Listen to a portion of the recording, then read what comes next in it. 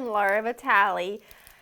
You guys are killing me on the old gram about sharing with you my take on the ever so viral, really viral feta pasta that is just swarming around the internet these days.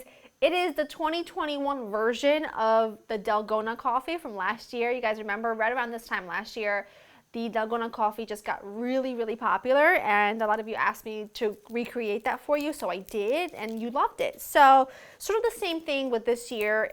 This year is the feta pasta, which I believe, I don't know the actual history, so don't quote me, but I believe it was a recipe that was invented in Finland by a food blogger a while ago, and now all of a sudden it got really popular all over. And correct me if I'm wrong, but I also heard that Finland was sold out of feta cheese for a while because of this recipe. I don't know. All I know is you guys wanted to see my take on it, so of course I had to bring it to you. So let me show you how I make my version. You will need a few things. Obviously you will need your feta. I've got a block of feta here. This is 8 ounces of feta. And then you're going to need some tomatoes. I am using beautiful, really beautiful grape tomatoes. Italian seasoning, hot pepper flakes. You'll need a lot of garlic. I'm adding some shallots because I want the balance of sweetness along with a salty, sharp feta. I'm also going to add some white wine just to give it another element of balance and flavor to the sauce. And you're going to need the pasta of your choice along with olive oil, salt, and pepper. It's very easy. And the few people that have written to me that have told me that they've tried to make this recipe but they have failed, they've all kind of had the same thing in common. You told me that your feta was just very crumbly and it split and never got together and became really creamy. And then some of you told me that it was overwhelmingly oily. So we're going to fix all of that today, and I promise you that if you like feta, which you're going to have to like for this recipe, sorry, you will love this recipe. However, you can make this exact recipe using ricotta and using cream cheese if you are not a fan of feta. You could also use goat cheese if you want to, or you can omit all of those together and just roast your tomatoes, do everything else, and then at the end you could stir some fresh ricotta in there, or you can top it with some burrata and it would be phenomenal. So the choice is really yours. Let's get started. I've got my oven preheated to 425. I've got a roasting pan here. The first thing I'm going to do is just hit it with a little bit of olive oil. Not much, because I am going to be adding more olive oil to caramelize my shallots. You're going to add your tomatoes, swoosh them around in there, along with your block of feta. It's going to go right in the middle, like that. And then I'm not adding my garlic to this simply because this is only going to cook in the oven about 20-25 minutes at a really high temperature at about 425. It's not enough time for the garlic and the shallots to really soften and caramelize, and trust me, I've tried, but it just isn't. So what I do is I cook them separately and then I unite everything, and I know it's a little extra step, a couple extra steps, but if you want the ultimate, you have to trust me on this. Then I've got some Italian seasoning. You can use any seasoning of your choice. You could just do a pinch of oregano and it would be lovely. Hot pepper flakes. We're going to do a bit of salt only on the tomatoes because feta is quite salty, as we all know. And I just want a tiny little drizzle of oil on the feta. That's it. And now all I'm going to do is pop this into my preheated oven, and then we'll get going on caramelizing our shallots and garlic, and it's going to be fabulous. I really think you're going to love it. So just trust the process, wash a couple extra things, but it'll be worth it. All right, nice big shallow Dutch oven. Just a few tablespoons of olive oil, which will not make this greasy. You're gonna have to trust me. The pan is cold. I just turned it on, and I do that on purpose because I'm not trying to frizzle and cook the onions or shallots quickly. I'm actually just trying to cook them low and slow until they soften and caramelize and do all kinds of wonderful things. So I'm just gonna cut them like that, and I'm going to also add my garlic. I leave them whole like that because when they slowly cook, they will just fall apart and become really tender anyway. So all I'm going to do is keep an eye on that.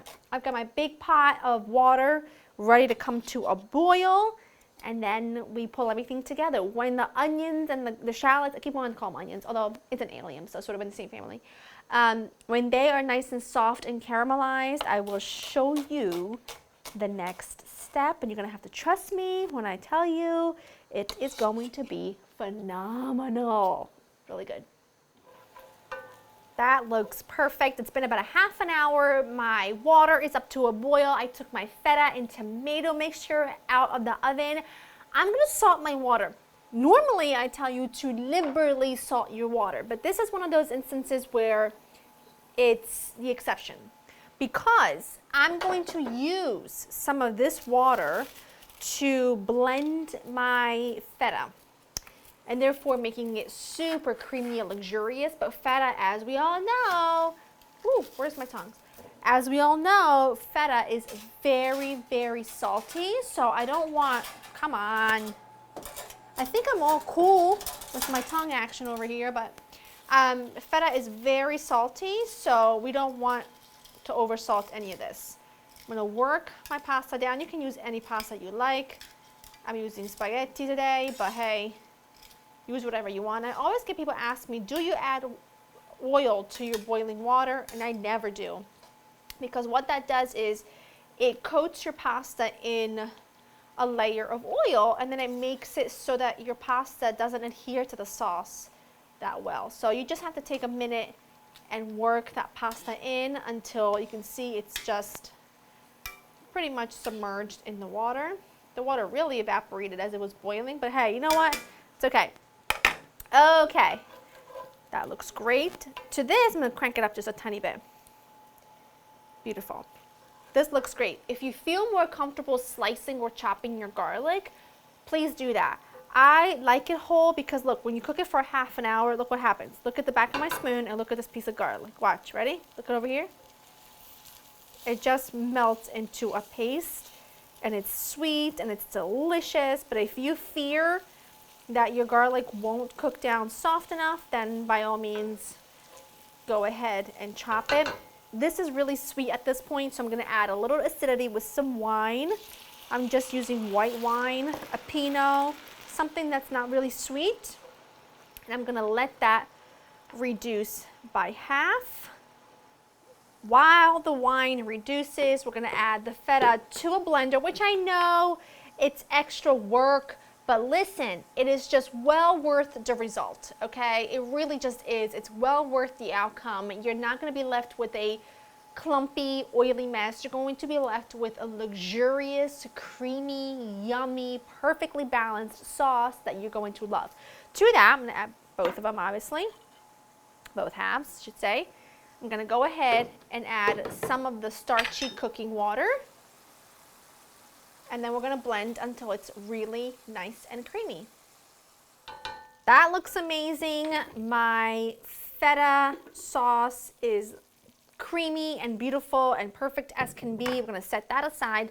But right now, I'm gonna take my tomatoes and any of the juice in the roasting pan, add them right in. And now the only thing I've got left to do is let these just bubble away together a few minutes while my pasta finishes cooking. And while that happens, I'm gonna chop up some herbs. I've got parsley and basil. I'm just gonna go ahead and give them a rough chop. Well, a little bit more than a rough chop. I want quite a bit of herbage. Something really fresh and pungent that adds, again, another beautiful layer of flavor, but not intense like salt or anything like that. So I'm gonna go ahead, make a little bundle and chop away. All right, I'm just getting the pasta straight from the boiling water, adding it right into my cherry tomato mixture. Now, this has got probably like 1 more minute left to go in terms of cooking time, which is perfect. We'll do it just like that. We'll leave just a little bit behind to finish cooking all the way through for sous chef because she will want it with some sauce. Pour your beautiful cream sauce right in, right, and look at this. Look at that. Okay, listen. If we're gonna make the ultimate on this channel, we're gonna make the ultimate, okay? I don't wanna hear it.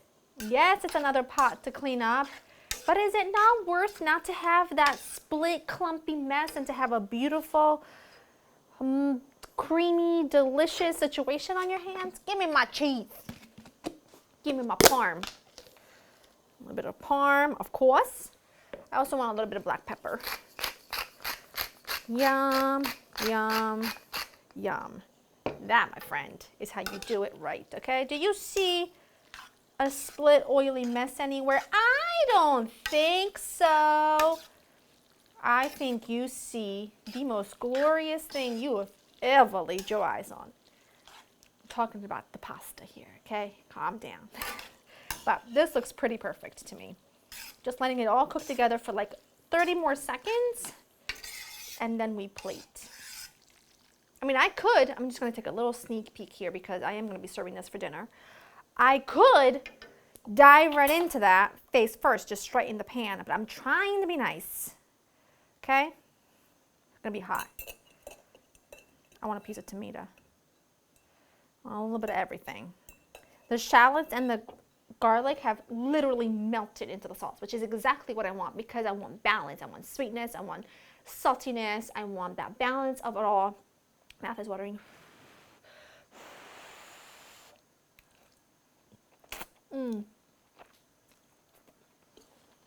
Listen.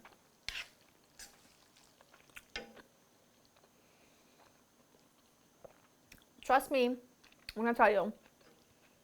You just have to make it this way. It's really the only way. It's the only way.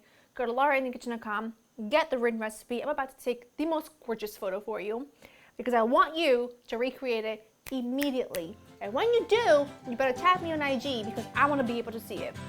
The recipe is on laurainthekitchen.com. Hope you've enjoyed spending time with me, and I will see you in the next one.